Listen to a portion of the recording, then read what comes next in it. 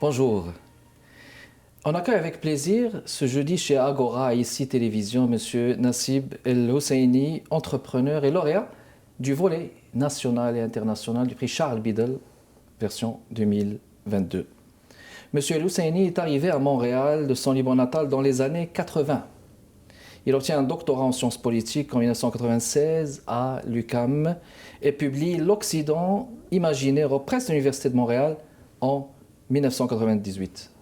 En 2003, son chemin croise celui de 7 artistes issus du Cirque du Soleil, déterminés à poser leur marque dans le monde du cirque contemporain. Nassib El Husseini saute dans l'aventure et entouré d'une équipe d'exception les propulse à travers le monde. Aujourd'hui, le collectif Les 7 Doigts est l'une des compagnies québécoises présentant annuellement le plus grand nombre de spectacles à l'étranger. Ici Kamal Benkiran, bienvenue chez Agora. Je vous souhaite la bienvenue parmi nous, M. El Husseini. Merci beaucoup. Ça fait plaisir de vous accueillir chez Agora, prix Charles Biddle 2022, lauréat du volet national et international. Une très belle consécration, un cheminement très intéressant. C'est toujours intéressant une reconnaissance, n'est-ce pas? Surtout quand on ne les cherche pas. Fait que ça arrive comme des cadeaux, comme des tapes dans le dos, sans travailler, sans le vouloir d'une façon, je dirais, obsessive ou artificielle. Là. Fait que ça fait certainement du bien. Surtout que c'est comme une danse de tango, la société d'accueil, les immigrants. Alors c'est une danse à deux. Et quand il y a un dénouement, je dirais, favorable, chaleureux et tout ça, une tape dans le dos, ça fait du bien. Ça fait du bien, une reconnaissance. Alors, bon, vous êtes là depuis les années 80. Vous avez écrit un livre dans un premier temps. On va en parler, si vous le permettez. L'Occident imaginaire. Oui. L'Occident imaginaire, voulez-vous nous dire quelques mots justement sur ce livre? Bien sûr, c'était ma thèse de doctorat. Que vous avez publié, donc, finalement. En fait, c'est le jury qui décide si c'est pour publication ou non. Il recommande la publication. Exact. Fait que, ce qui était mon cas, donc ça me fait un autre cadeau. En fait, l'histoire, c'était une histoire qui est profonde. C'est l'histoire d'une rencontre avec un grand maître qui s'appelle Thierry Hench, qui a essayé, qui nous a quittés, malheureusement, il est décédé.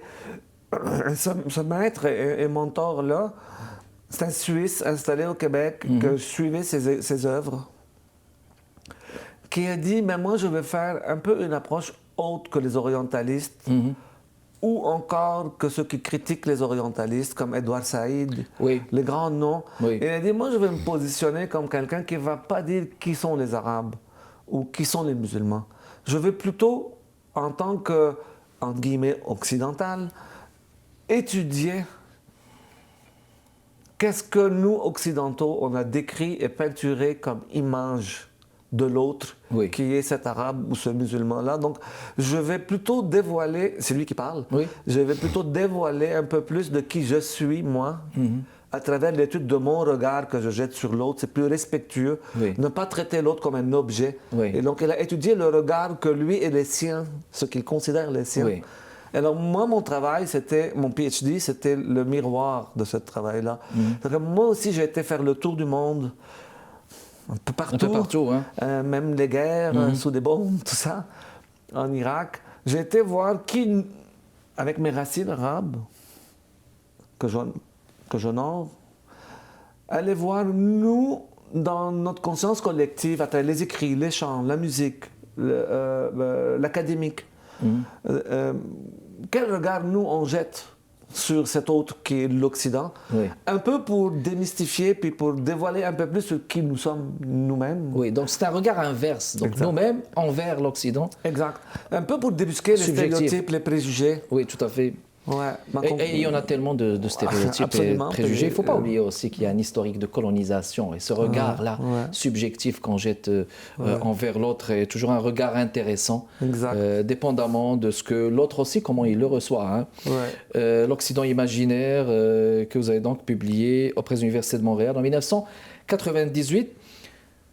On va parler de ce chapeau qui est le vôtre, entrepreneur culturel. C'est bien cela. Quand on dit entrepreneur culturel, c'est des projets culturels que vous portez, c'est des idées Ouais, mais c'est pas un titre que vous revendiquez. Que je revendique ou il me suit.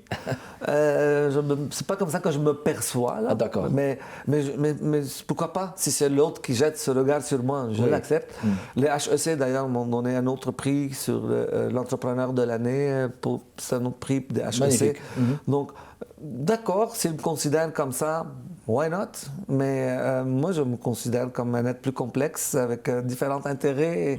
Et tout ça, on vient de parler de politique, on vient de parler de philosophie. Donc, oui, c'est parce que, en fait, quand on fait... Il y a beaucoup d'appelés... L'adage dit, il y a beaucoup d'appelés et peu d'élus dans le monde de la culture. Beaucoup de talents sur cette terre. Et moins d'élus. Et beaucoup moins d'élus qui peuvent réussir à percer pour vivre de leur art, pour pérenniser.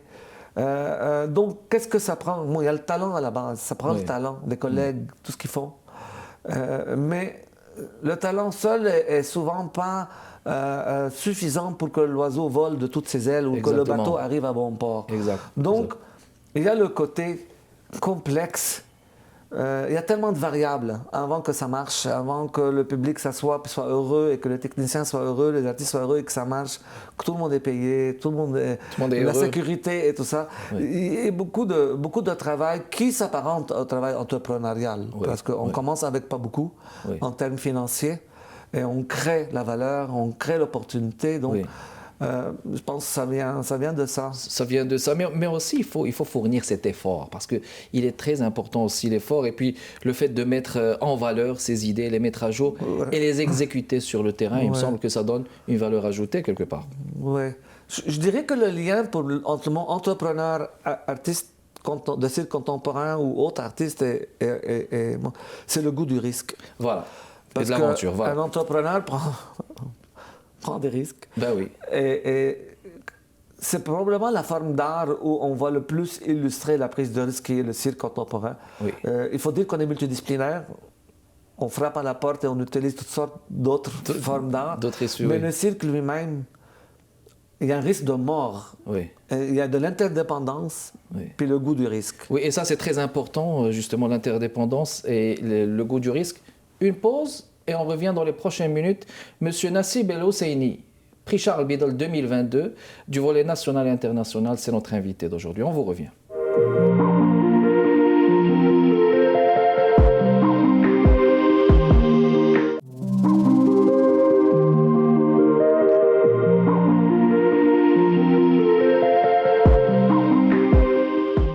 De retour avec vous, mesdames et messieurs, chez Agora, à ICI Télévision. J'accueille ce jeudi Monsieur Nassib El Hosseini, qui vient de remporter le prix Charles Biddle. C'est un monsieur qui est un entrepreneur. On parlait d'entrepreneuriat, mais le fait aussi de mettre en valeur ses idées, c'est pas donné à tout le monde. Ça prend un goût du risque. On parlait du goût du risque tout à l'heure, d'aller vers l'aventure et d'oser en fournissant des efforts continuels. On va parler du collectif 7 doigts, si vous permettez. Le mandat et les objectifs. Un très beau titre, 7 doigts. On a 10 doigts, mais 7 doigts. Alors là, il y a de l'imagination. C'est très poétique, justement, comme titre. Au fait, c'était des collègues artistes qui se sont donné rendez-vous à San Francisco pour faire plus difficile. Parce que deux des doigts, ils sont nés là-bas. Ils sont venus à Montréal vivre de leurs arts et tout ça. Alors, plutôt qu'à Montréal, ça aurait été la fête, puis ça aurait été beaucoup de gens qui sont venus. Mais seulement 7 se sont présentés au rendez-vous. 7 personnes. Alors qu'au départ, il y avait plus que 7 qui étaient invités à cette rencontre pour fonder une compagnie. Une idée créative. Et il y avait toutes sortes de brainstorm sur quel titre on se donne. Puis finalement, il y a une des collègues, Isabelle Chassé, qui a dit on est unis comme les 5 doigts de la main, comme on dit en français, mais on est 7. Et chacun garde son individualité. Mais ensemble, on fait quand même un tout. Et que finalement, la somme est plus grande que les parties. Voilà. Donc, mais comme ils étaient 7, ils ont dit c'est les 7 doigts de la main plutôt que les 5 doigts de la main. Pas un concept très facile en marketing, on s'entend là, surtout quand on traduit dans les autres langues. Mais c'est inspirant. C'est quelque part inspirant. Donc, 7 cofondateurs, c'est cela qui est cet organisme. Donc, les 7 doigts. Ouais. Donc on parle de cirque contemporain, c'est bien ça? Au départ. Au départ, oui. Au départ, c'est un cirque d'auteurs, un cirque contemporain. Autour de ce groupe de créateurs, le collectif de création, c'est vite, dès jour 1, élargi pour inclure techniciens, Oui. gestionnaires, autres concepteurs. Donc, du jour 1, c'était ouvert à la multidisciplinarité. D'accord. Donc, danse, théâtre, DJ, musique. Le cirque est, je dirais, une forme d'art qui se prête d'une façon très ouverte et très rapide à toutes les autres disciplines de par nature. D'accord. Toutes les origines, toutes les couleurs. Vous avez inclus tout le monde, oui. Et maintenant, la multidisciplinarité est une forme d'art reconnue. D'accord. Et on voit que les collègues de la danse s'ouvrent aux autres disciplines, la technologie, tout ça. Mais les gens de cirque sont ouverts par définition de jour 1. Donc, ils étaient plus aptes à ouvrir les bras, un grand ouvert à ce Oui. que les propositions artistiques Oui. ne se limitent pas à une discipline qu'est le cirque, D'accord. mais qui est ouverte à tout autre véhicule possible pour amener l'idée, l'histoire à raconter à bon port. Mais c'est pas si évident que ça, hein. Le cirque, des acrobates, des éleveurs de chevaux, de tous les animaux, c'est-à-dire c'est une tâche assez compliquée. Est-ce que vous aviez une stratégie justement dès le départ, ou bien vous êtes contenté des potentialités des gens qui étaient présents pour aller en commun avec les idées, bien sûr. avec le support du cirque du Soleil, j'imagine. Au début, il y avait un beau support et maintenant, c'est un bon client pour nous. Bon. Alors, on a des collègues avec toute la communauté. Mais je dirais au départ, le cirque qui se pratique au Québec, incluant le nôtre, a exclu la partie qui inclut des animaux. Vous l'avez exclu. Et Ok. ça n'existe pas dans notre D'accord. monde. Les seuls animaux, c'est les humains. C'est les humains. Les bipèdes, comme on les nomme. Les bipèdes, c'est plutôt ça. Et c'est ça qui se pratique au Québec, je dirais, depuis les premiers succès et les autres compagnies, tout ça. Par contre, ou par bonheur, on est appuyé sur des assises solides qui sont la grande et belle École nationale de cirque, Ok. qui est juste ici dans le quartier Saint-Michel. L'école nationale du cirque. Absolument. Et qui forme des personnes, des talents magnifiques, qui un peu fait partie d'un écosystème, une filière. On peut appeler ça une grappe. Alors, entre le Cirque du Soleil, les autres collègues d'autres cirques, Oui. les Ses Doigts de la Main, l'école, la Tohu, qui est... La Tohu, j'allais vous parler, oui. Qui était le seul cirque en dur en Amérique du Nord. Oui. Diffuseurs spécialisés en cirque. Donc, on fait ensemble des collègues qui se parlent, qui s'entraident. Notre association en piste. On travaille ensemble. Oui, il y a de la compétition hein, saine, je dirais, mais il y a beaucoup d'entraide et de complémentarité. Donc on n'est pas seul au monde en étant à Montréal là, pour Oui. pratiquer cet art-là. Et les talents sont nombreux aussi, qui ont passé par toutes les autres compagnies Oui. et qui, maintenant, on travaille tous ensemble. Ça peut être des grands noms du théâtre, de la danse, des costumes, fabriquer des costumes. Oui. Donc, on pige dans un... Ce que j'essaie de dire, c'est qu'on pige dans un bassin de talents C'est ça. nourri par cet écosystème-là et par le Conseil des arts. Oui. Le Conseil des arts et des lettres Oui. du Québec qui était pionnier à reconnaître le cirque comme forme d'art. Et qui, après, ont suivi le Conseil des arts de Montréal, le Conseil des arts du Canada, la SODEC pour Oui. les entreprises Pour qui les prennent des entreprises risques culturelles, d'affaires. oui, tout à fait. On est quand même bien équipés Bien équipé, pour oui. donner la chance aux coureurs ici, je dirais, à Montréal. Et je pense qu'il y a une école, il y a une originalité. Moi, il me semble que c'est le type de cirque, la personnalité du cirque québécois ici au Québec, là, c'est très événementiel. C'est plein d'originalité, de lumière. J'ai eu l'occasion d'être à la Tohu, de voir, d'assister au cirque, comment on le pratique. Le théâtre est présent, très présent. Mais alors, parlons d'impact. Est-ce qu'il y a un impact que vous ressentez auprès des jeunes ici, et des jeunes issus des diversités culturelles, un impact sur ces jeunes? Est-ce qu'ils veulent bien. aller au cirque avec vous? J'espère bien. À la base, c'est un modèle d'héros Oui. qui, par définition, ne regarde pas du tout l'origine, la couleur. Donc la diversité, elle est à la base de ce qu'on est, dans l'ADN. C'est pas artificiel, c'est pas forcé par des programmes. c'est déjà ça d'une façon authentique et sincère et réelle. C'est juste dans la base de la chose. Donc déjà, en regardant des compagnies dans tous les secteurs, hein, technique, gestion, artistes, bien sûr, et tout ça. Et là, tu vois que c'est une place pour tout le monde. Une place donc, qui inclut tout le monde. On va juste rebondir sur ça, Monsieur Hosseini, si vous permettez, pour une pause. Et on revient dans les prochaines minutes, mesdames et messieurs.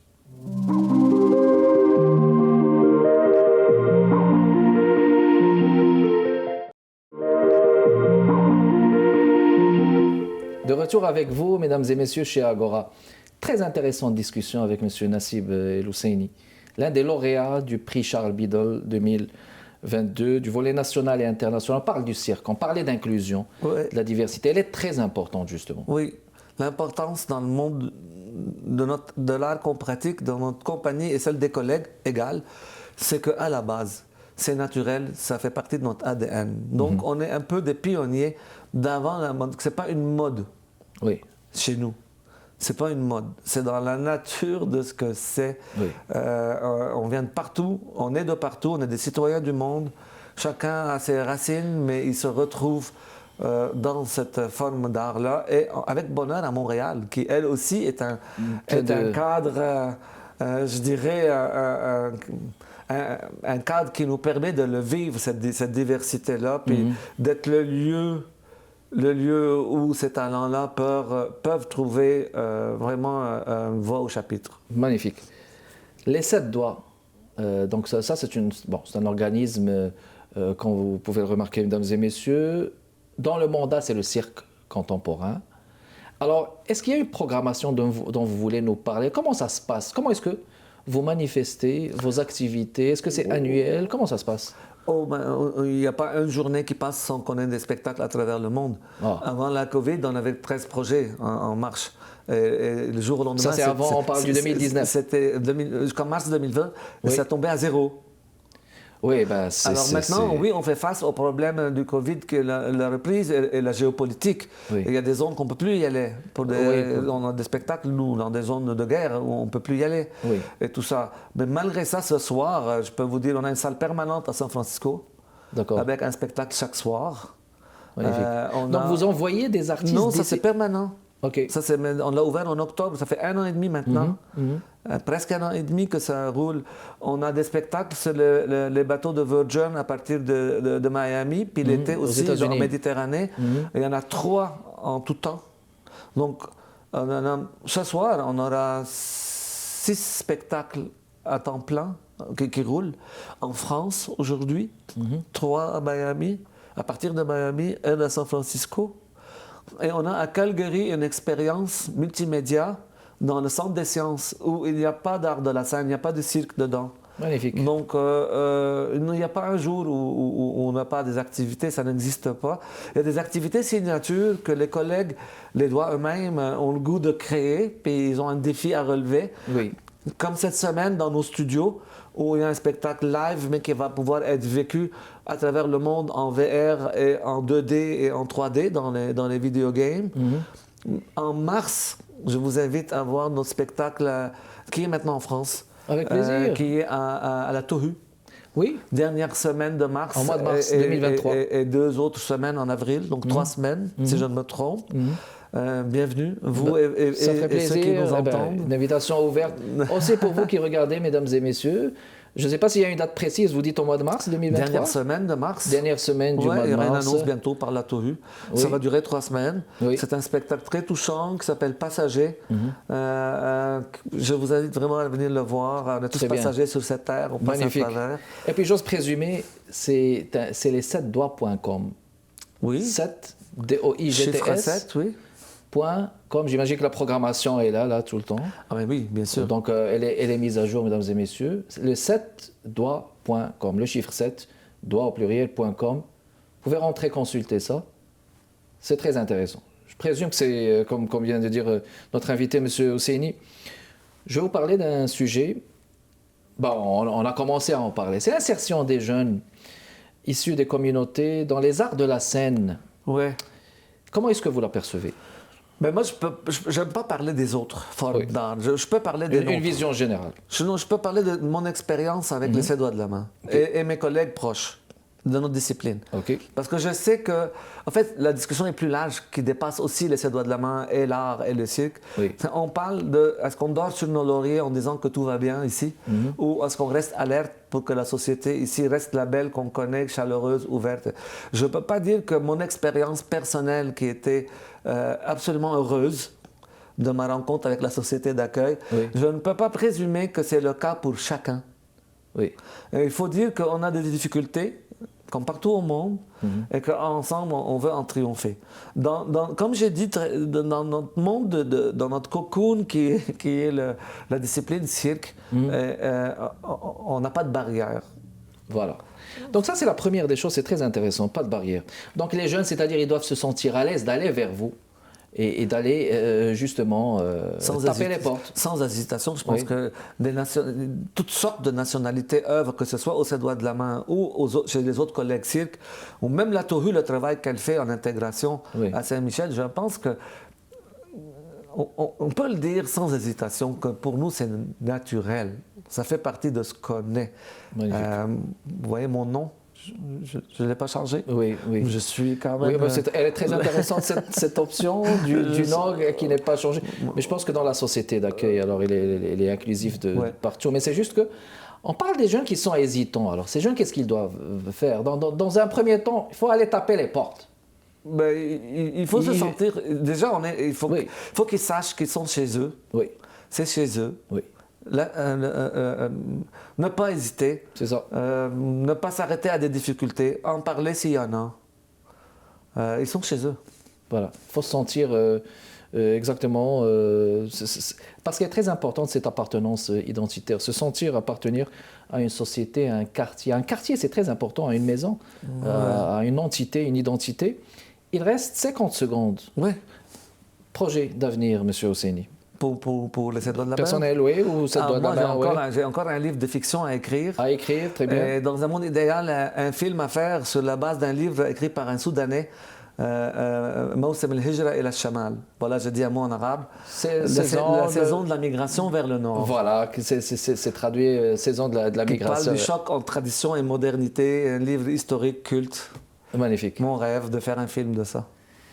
Encore une fois, félicitations pour le prix. Ouais. Merci d'avoir répondu à notre invitation. Bien Monsieur gentil. Nassib El Hosseini, qui était notre invité de ce jeudi chez Agora, mesdames et messieurs. Merci beaucoup de votre continuel intérêt, votre curiosité et de votre bienveillance à continuer à nous suivre chez Agora. Ici, télévision, Kamal Benkiran avec vous. Portez-vous bien. Prochain rendez-vous, jeudi à 15h30. Au revoir.